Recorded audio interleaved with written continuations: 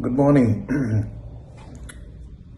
I just wanted to talk about what are your resistances which you are facing if you're applying for the MRCPCH exams, the MRCPCH clinical exams.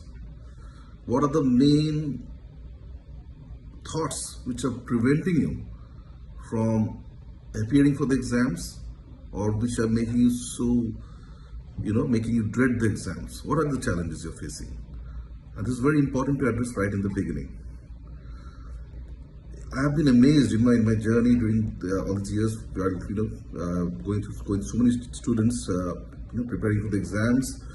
How, on one hand, there are people who find the slightest excuse that, oh, I'm too busy with my career, oh, I'm already at this age, what should I do?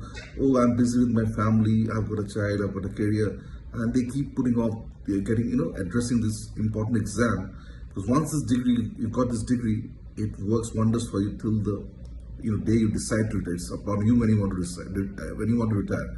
This degree gives you a passport to work anywhere in the world, most places in the world. Gives you a passport to work in the best places, in the best hospital in the world. So I'll just tell you a small story which opened my eyes. See, I've been lucky enough to be taught in an English medium school, and so I would guess my English is not brilliant, but it's average. I can get by it. And obviously, even with that training, I did my ICSE. When we appeared for the IELTS exam, when preparing for the the UK exams and the PLAB and the the subsequent MRCPCH exam, English had to be polished a bit. I was told by my seniors that make sure your English language is good, and especially it's a British English language, which is different from the American use of British language.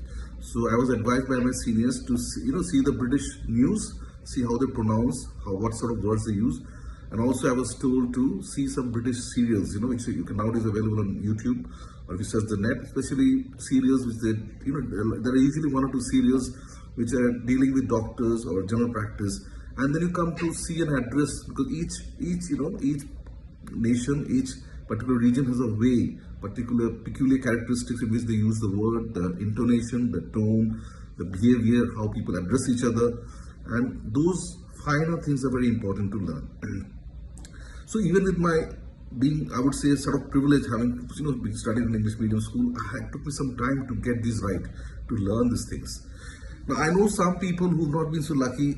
They sort of think it is a very elitist degree. My English is not that good, and they keep putting it off.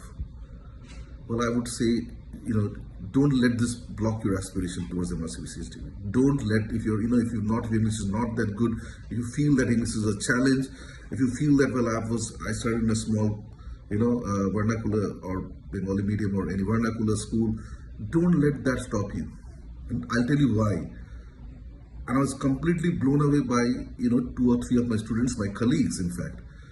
They had studied, I remember at least 1 or 2 people I remember personally studied in a small village in remote part of Calcutta, remote part of Bengal. Excellent in studies, he was brilliant in studies, so he had no problem clearing all the other aspects of the exam, whether it is the PLAB, Royal exam, but he was always to get stuck in the IELTS. The English part was a huge struggle. And, but he concentrated on that. He worked day and day, night for the IELTS, the English language exam, which you have to pass for the, IELTS test. So he passed, which, day in, day out, I saw him prepare for it. And once he got through that, nothing could stop him. Today, these colleagues are doing they're major practitioners in the field. They've got widespread acknowledgement throughout the whole of Calcutta. So can you imagine the journey from a small village, unknown village in part of Bengal, to becoming a major practitioner in a big city, a big metro like Calcutta, other cities in in India, and being, having access to all sorts of clients, all sorts of, patients from a privileged class, you cater to all sorts of people. You can address people in so many ways. They took the extra pain to learn the language better. Your medical skills are fine, your medical knowledge is good, but do take the extra bit of time to learn the British language, learn the English language better as well for the purpose of this exam. So we all respect our mother tongue, and it's fine. But the practicality of today is that in the most of the world, most of the people in India, coming from different areas, they would know English. So English has to be an essential form of communication. Whether you communicate on LinkedIn, whether you communicate on Facebook, English would be an important part of your communication.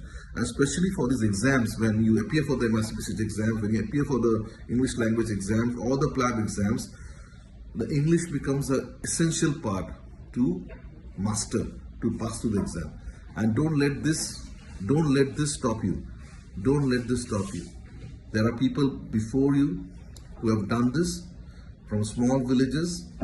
They've come, they've taken the extra care and done it, and you can do that as well. Okay? So my advice to you is don't put yourself down. Don't block yourself. Take the extra pains, take the extra effort. If you are so good in all your other subjects, in your clinical skills, in your language skills, why don't you take the time to learn? Like any other skill, you can master this as well, and it will do wonders for your career.